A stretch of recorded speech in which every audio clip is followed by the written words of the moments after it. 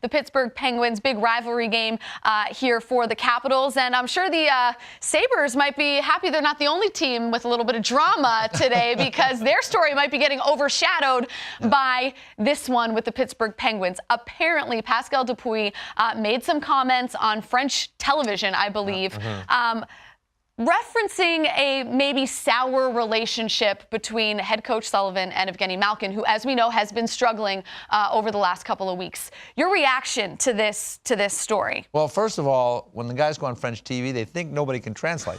I mean, Yes. this stuff gets translated. Yeah. So, we find out eventually. But I know that there's been some friction with Mike Sullivan and Phil Kessel.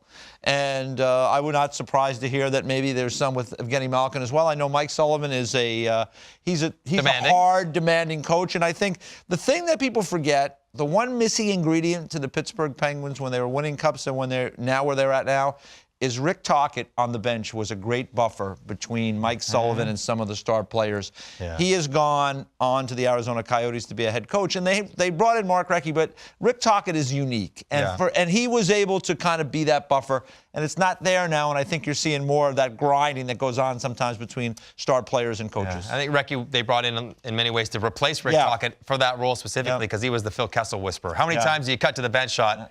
And it was Rick Tocchet bent over trying to just settle Phil Kessel down. Also, in Pascal Dupuis' comments, he referenced Phil Kessel as well as Malkin as butting heads a bit with Mike Sullivan. Yeah. Interesting to note, though, is that this is Pascal Dupuis. I mean, he played on that team for a long time. He hasn't been gone that much. He probably would know, is what I'm saying. He would probably know. Like, he's not making this up. He would absolutely know. I could talk about the Toronto Maple Leaf dressing room because I live in Toronto. I played for the Leafs a long time ago. I know some of the guys. I don't really know. Right. I think he really knows what's going on. Well, you're right. He was there. Well, we talked about what Pascal said. Yes. Here's Sullivan's reaction to hearing it. Yeah, I'm surprised. I'm disappointed, quite honestly. I think it's very irresponsible on his part when he should know better, having been in a dressing room and understanding what we go through on a daily basis. It was a pretty irresponsible comment on his part, and all I can tell you is that my relationship with Gino and Phil has been the same since I've been here. We all go through ups and downs and challenges throughout the course of a season. I think that's part of coaching. That's part of being part of a team, and so that's just part of the process. But no one has more respect for those guys than me. I believe there's a mutual respect that exists amongst us, and so that's just part of the process and us working through challenges. But certainly, on his part, I thought it was a pretty irresponsible comment.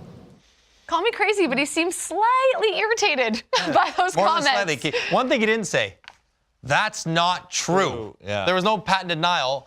I think he said, and I agree what he said, Pascal Dupuis should know better because he kind of has privy to this, information from our dressing room. We don't need him talking about it. We talk about mutual respect and that he likes the players. Of course he does. They all win together. Yeah. He talks about the process of butting heads with star players. That's also true.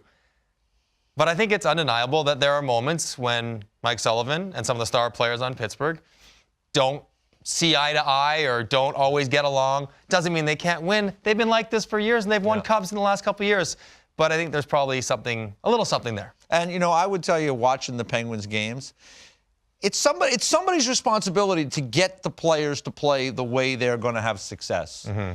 And that's the coach's job. Yeah. And I think the coach is often not beloved by all the players. As you know, you played for guys you hated. Scotty Bowman was despised the strong word, but really disliked strongly by a lot of players. Mike Babcock. Mike Babcock is not liked by a lot of guys. Greatest players, greatest coaches of all time, and they're not loved. But you wonder, is Mike Sullivan's message harder to receive when they've had so much success? Yeah.